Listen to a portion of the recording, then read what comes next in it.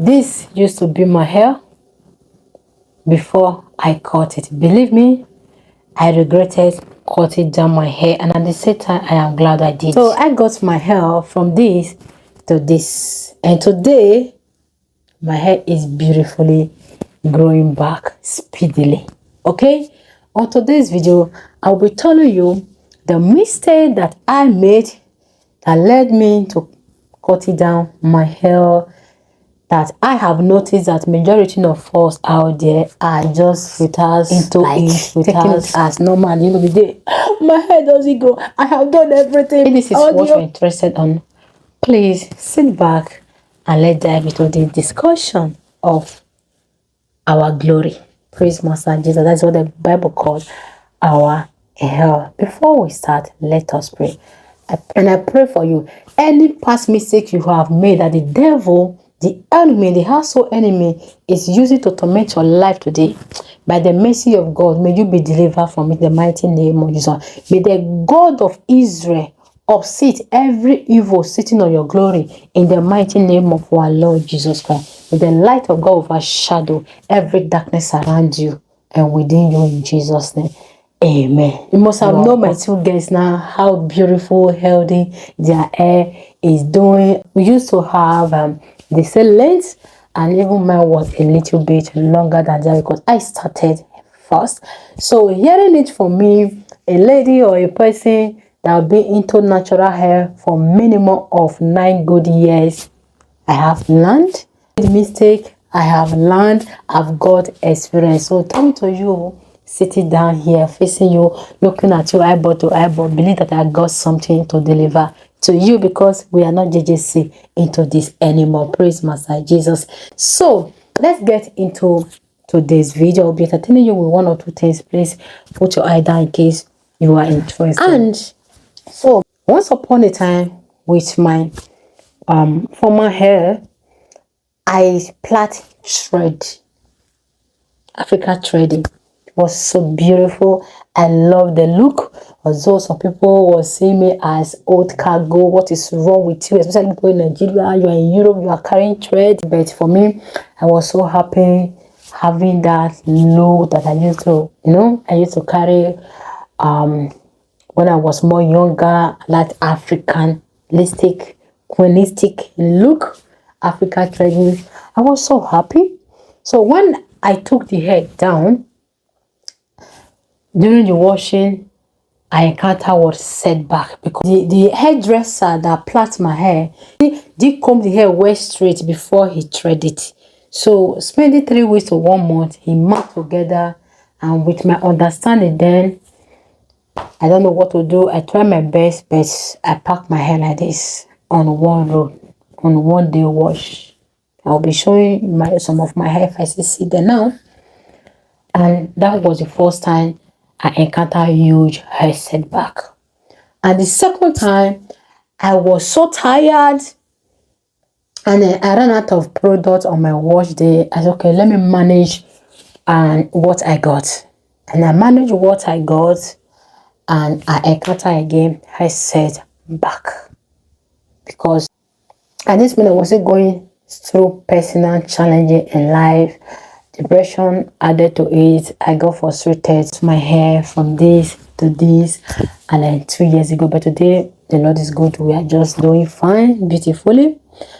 And again, last 2 weeks, I felt I am too tired to make my hair myself. Let me go to my favorite stylist. So I went to her. I bought a yarn, okay. Already on getting there, she made the hair beautifully, and she rolled it like thread at the base before she twists. On getting home, 3 good days, I could not sleep. 3 days, husband was trying to, I couldn't rest my head. And the 4th day, the first 3 lines at my neck, I unraveled it, I took it down. I said, okay, this will be okay. And that 4th night, I still found out again that I couldn't rest my hair, and I begin to feel rashes coming up all over my head because of the tightness. Okay, Remember, my hair, I said, is very tender. I'm tender-headed, so what I'm talking about now, it might not affect anybody, but for me, it was just crazy enough. And I tried. The hair was beautiful. I spent money. I dedicated my time, and I tried to hold this hair, at least manage it for 2 weeks. But when I found out that rashes was coming, bumps was coming up from the side, I realized this is my hair follicles telling me, girl, this is not working. It's not working for us. Then I sadly took the hair down, and I just do my braid, wash my hair and do my braiding. So here is a lesson that I want you to learn out of this. One, as a fellow, as a lady, or a mother that wants your child hair to flourish, these are the things you should look out of. There are two things I just talk about now. It's basically the lifestyle of so many women out there, but to them it's normal, and at the end of the day we'll be crying their hair. It's not growing, it's not progressing. So any hairstyle that you do that causes stress on your scalp, that stress is not just coming from your scalp, that is you destroying your hair follicles. That is basically the soil of your hair. That is where your hair come out from, flourish from. Okay, that is you. So when you see people having alopecia, so tight hair, gradually destroy their hair follicle. So if you want your natural hair, your real God-given hair to flourish, any style that give you that wahala, that problem at the base, is not for you. Please, people take it as normal. It is not normal. If you continue like this, you know your hair will begin to chop, to chop, to chop, to chop, to chop. And then you cover it with cap. Like, cap is a mask.